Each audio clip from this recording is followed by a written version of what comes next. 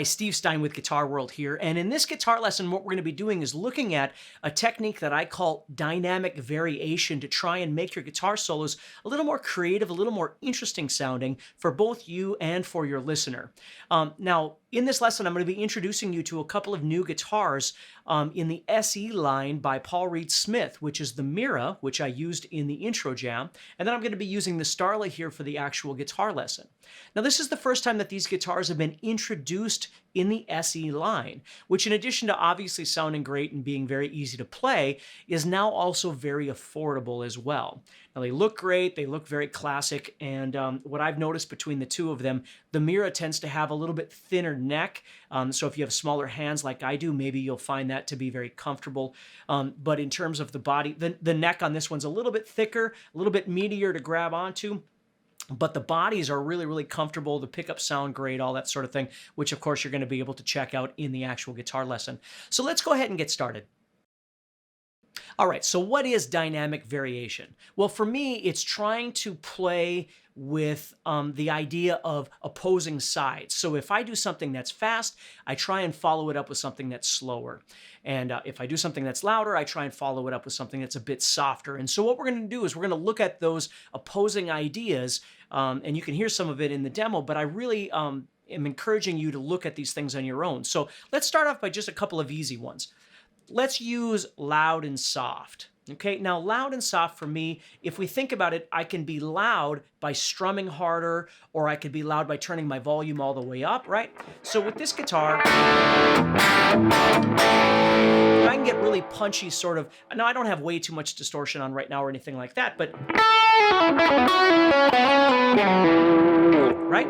Now what I can do, of course, this guitar does a really great job of cleaning up if I back off the volume a little bit. So let's just say I back off that volume.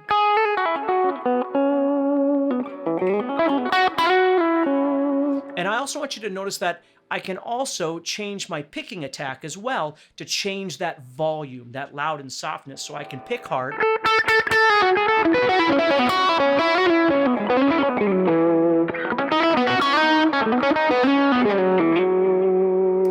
Or I can pick softer. And of course I can lower the volume on this.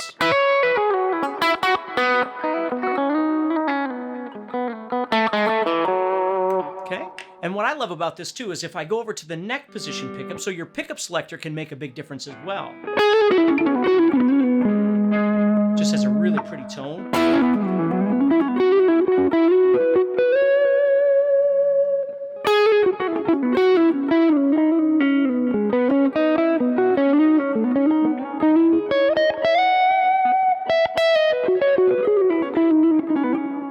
So you try and start using those things in your playing. So again, instead of, always just practicing with some sort of element of structure, which is really important, don't get me wrong, with a metronome or, exercises or something like that, every once in a while, just practice creativity.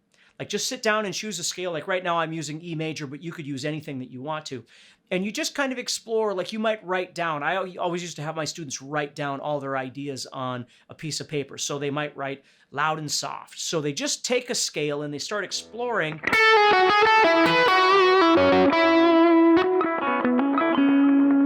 Like picking attack. They might roll that volume off.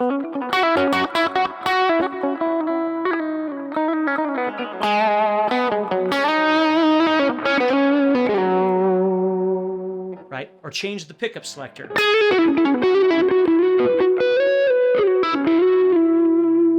And you get just a lot of really great sounds by doing that.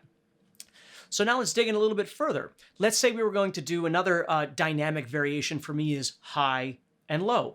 So if you did something on the guitar, for instance, in this position, maybe you're going to move down here or move up here.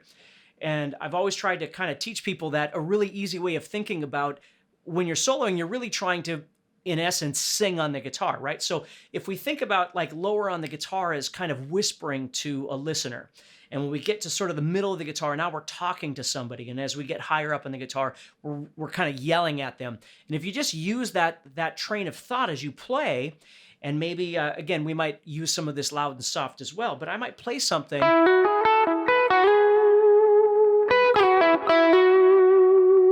And then drop down.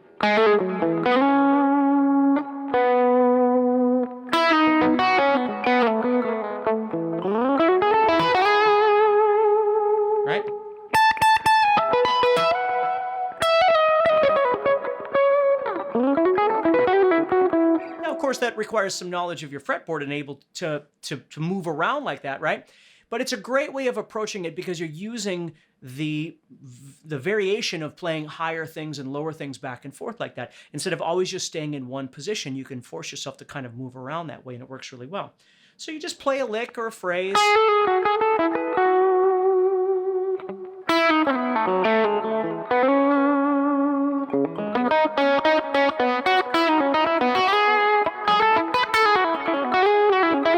Just looking for different things across the fretboard as you go, right? Another thing to think about in terms of dynamics for me is fast and slow. Okay, if you did something fast, follow it up with something slow. Now, it doesn't have to be ultra fast or incredibly slow. It could be anything you want, and that's why, again, we're not playing with a metronome or anything. We're just kind of exploring the sound. So if you play a lick or something that maybe is a little bit faster, or it has a lot of notes, maybe follow it up with something slower that has less notes.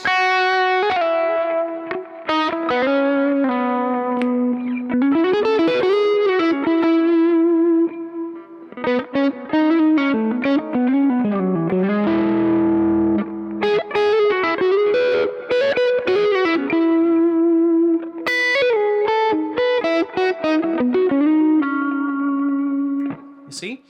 And the more you think about all of these different things, it really gives you a fairly large palette to work from, you know, especially if you write all these down and you look and go, okay, I guess I forgot I should try and play a little louder or softer, or try one of those dynamics as well as you keep going. Another thing to think about is single notes versus chord fragments, right?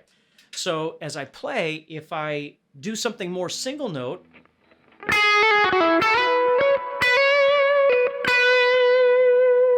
follow that up with something with chords.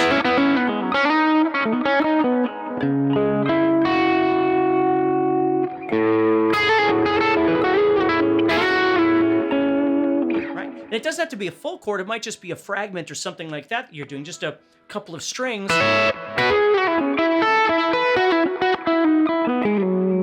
It sounds really nice when you go back and forth between those.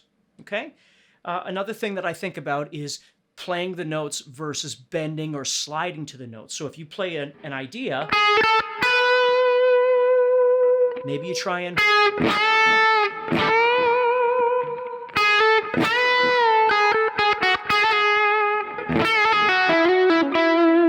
try and do some sliding in there sometimes as opposed to just playing the notes. It's another great way of breaking up that monotony. Okay? Another thing is thinking about picking versus legato. Like if you like to do hammer-ons and pull-offs and things like that, that's a really great way of approaching.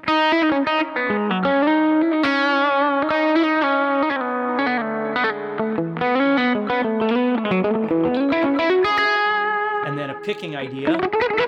Maybe you've got something in there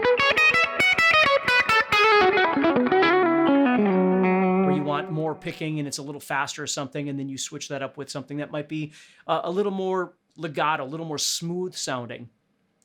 Another thing that works really well is to think pentatonic versus diatonic versus blues, right? A lot of times we tend to think that once we've decided on a scale or a mode that we're supposed to play, we just play that all the time. And I try and remind people that sometimes it's really nice to kind of set yourself up with more of a pentatonic structure and then add those diatonic notes, those extra notes, for some color as you play, because it just changes up the sound. If you play all the notes all the time, nothing really sounds new or fresh. If you were to play mostly pentatonic, for instance, for a phrase, again, you can switch this however you want, but if you were to play more pentatonic and then you add in something from the diatonic scale, it tends to sound like a new note, something new and unique, right? So if I play, let's just say I'm using the E major pentatonic here, right? So I play a phrase, and then I add that note in, all of a sudden it sounds really, really fresh.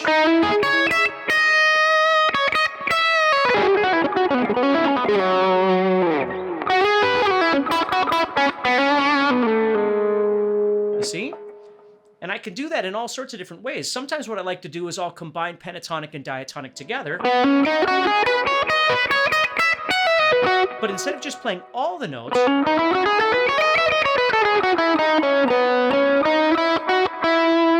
right? I'll just play a few notes from pentatonic and maybe add a note from diatonic.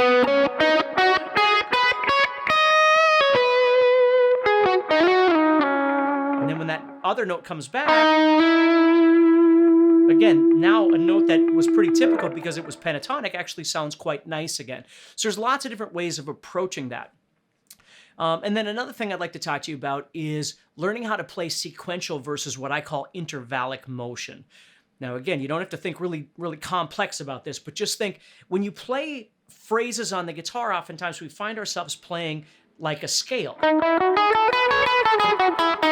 And that can sound really, really great, but if you find yourself doing it too much, what's really nice to do is sort of break that up by jumping around a little bit.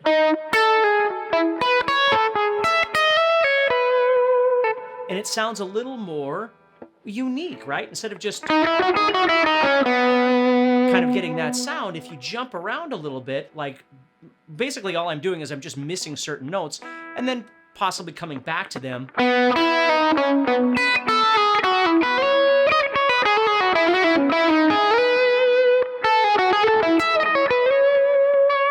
You can get some really nice sounds. And if I combine that with the last one I have for you, which is thinking more vertically versus horizontally when you play.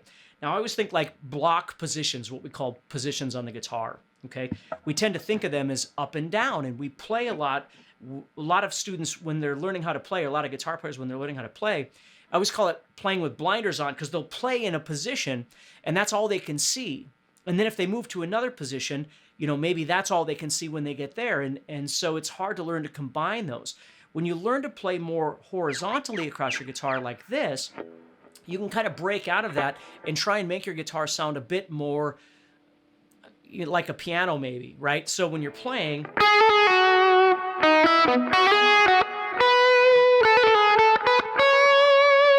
because it forces you not to just play the typical things you'd play in a position, you have to think a little bit more.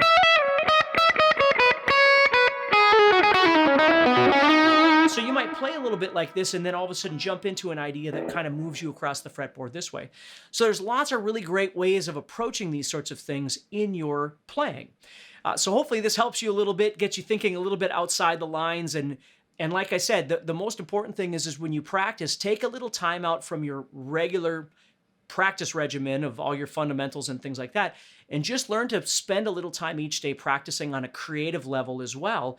And just, you know, don't worry about a metronome right now and that sort of thing. Just see what you know of scales or of positions and all of these dynamic ideas that we've been talking about. See if you can apply those. Okay? So special thanks to Paul Reed Smith for these two great guitars. Please do me a favor and check them out. If you're in the line for a new guitar, you know, the SE stuff has always been really wonderful, and now we've got these two guitars that that are really affordable, which is awesome.